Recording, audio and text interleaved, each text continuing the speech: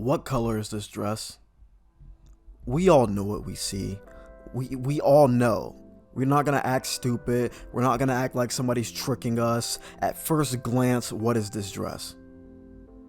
Now, what it actually is black and blue. But I'm not gonna say you're wrong for thinking white and gold.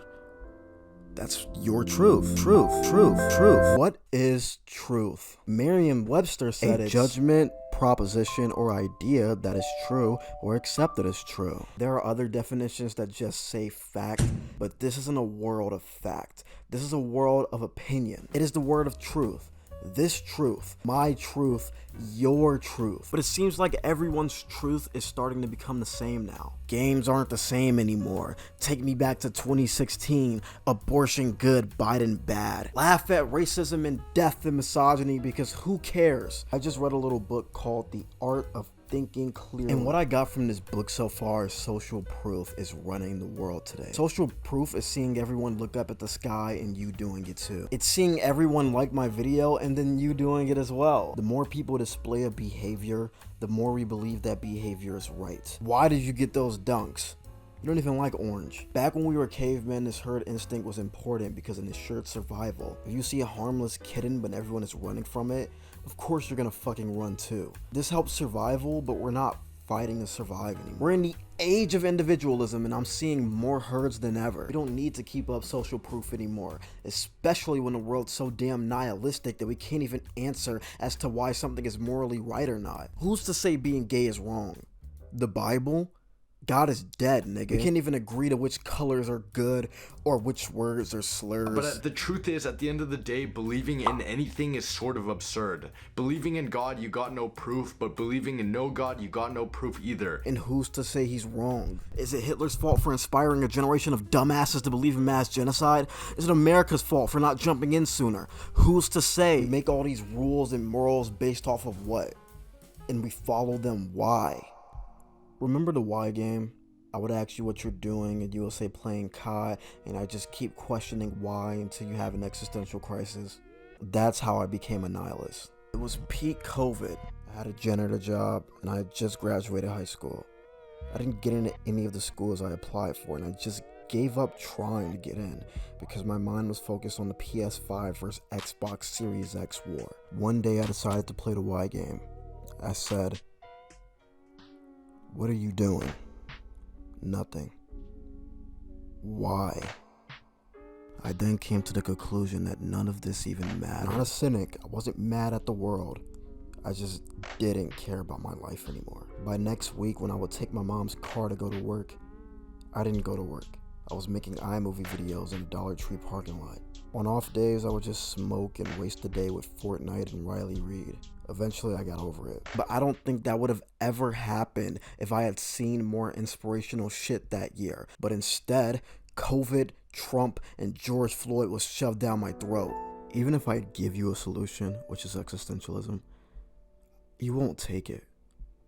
I feel like we just don't want to be happy. Nihilism is comfortable and easy. You can live your life almost carelessly, apathetically, not worry about your words or your actions when you think that nothing really matters.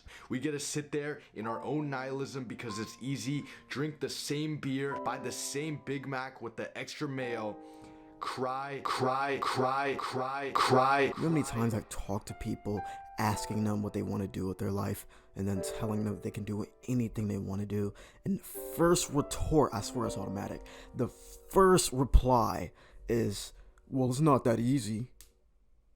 They always go straight to a list of facts that perpetuates them. And yeah, I get it, not everyone can be rich and famous, but what the fuck? Can you at least believe?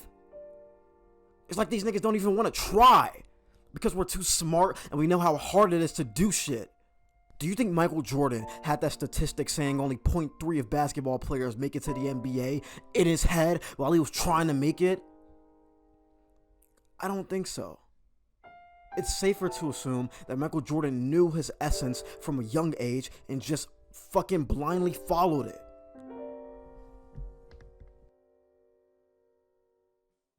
Aristotle and Plato said that everything had an essence, an essential property that makes something what it is. Without the calling or texting, a phone isn't really a phone. So Aristotle and Plato said that all humans have an essence before we're born, and our mission is to follow that essence. For most of the time, God told us our essence, but God is dead, nigga. And that's what many people believed in the 20th century during World War II. Since God is gone, who's gonna give us our essence? You, yourself, and I, said French philosopher. Forgot his name. Jean-Paul Sartre. Sartre believed that all humans had an essence, but it's not only our job to follow and adhere by it, we have to find it first. I definitely found my essence on February 6, 2022, but I don't think everyone would want to go through what I've been through to figure out that essence. On that day, I dropped a video called Drake, the King of Mediocrity, and I thought the video was so insanely good relative to everything else I've made so far that I just had to make something better. I proved that I can do something good, so why can't I do something great, then amazing, then spectacular? I don't think people are willing to endure months of bad videos just to finally have a decent one and go, I can make it better. Just look at social media the past 5 years. It's just depression and social anxiety and sadness and nihilism, and everyone's blaming it on shit they can't control, like they blame Friedrich Nietzsche for World War. It's extremely easy to just sit back and let your parents and your teachers and your government and your religion tell you how to live your life. But existentialism is believing that your purpose, your essence, can only be given to you by you, yourself, and I. Alright, guys, just for the guys, why do you care about abortion?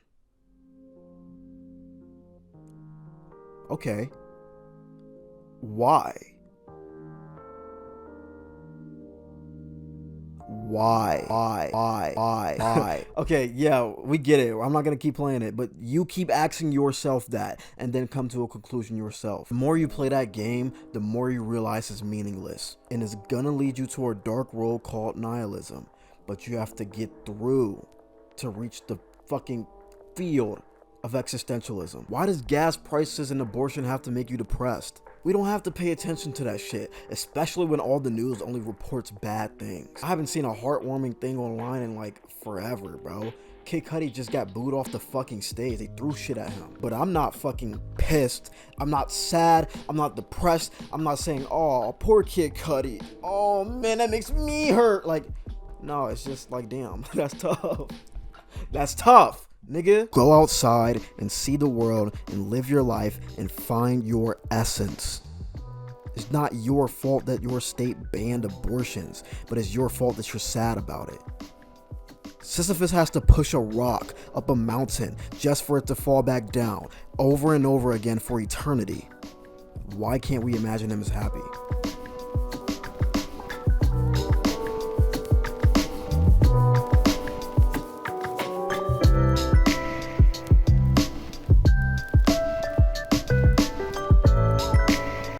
The kind of nigga you raise your kids, huh? You a father, huh? Nigga, we ain't never seen our kids, nigga. When I was 23, I thought I was doing really good for myself because, I was in the work release program. But you know what? I said, fuck that, and started